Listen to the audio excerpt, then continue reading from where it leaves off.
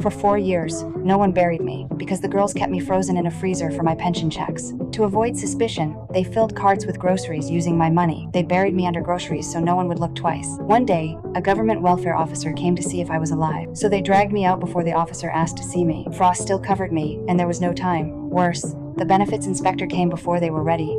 My eldest granddaughter steeled herself and opened the door. Jack waited on the doorstep. She held him at the door before he could step inside. Inside, the girls rushed to stage the room. When Jack stepped inside, he saw me frozen at the table with the girls and some cards. He reached for a chair, ready to play a hand with us. The eldest grabbed his arm, pulled him aside, and sweet-talked him. She kept him outside all day, away from the freezer. She finally relaxed, sure she had escaped this crisis. Then a wild dog burst from the alley. His face went pale, and he dragged her back home. The old wiring failed, and the house went dark. She left him alone while she searched for a light. Jack opened the old chest freezer to check the food. Her smile froze, and her eyes locked on the open freezer.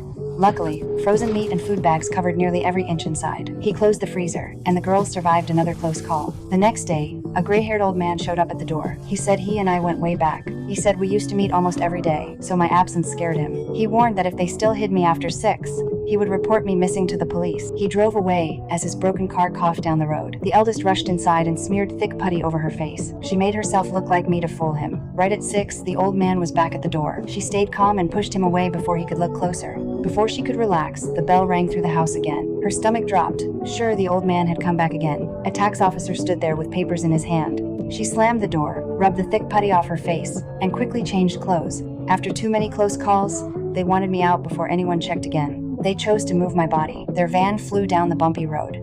They were too scared to remember I was still in the van. They hit almost every yellow speed bump without touching the brakes. The unlocked wheelchair rolled out of the old van and carried me back home. The old man who had loved me for years saw everything and chased my runaway wheelchair. Meanwhile, police lights forced the girls to pull over. They were terrified, sure the police had finally caught them. But when officers checked the van, my spot was empty. At that moment, my stiff body bounced around as the wheelchair raced on. I finally stopped when the wheelchair got caught in the trees. The old man finally reached my wheelchair near the woods. He was terrified when he found me cold and breathless. He panicked and dialed the emergency line for help. The emergency call connected, and he dropped to the ground. The eldest returned home and froze at me lying quietly on the bed. Just then, Jack covered her mouth from behind. Weeks ago, he had seen them put me into the freezer. He stayed quiet because exposing her meant losing the only woman who needed him. He had slipped me back into the house unseen. He pointed at my body and begged for a funeral, but she refused. She insisted on freezing me again, knowing one funeral notice would freeze the account and expose 4 years of fraud. But the call for help had already sent police back to the house.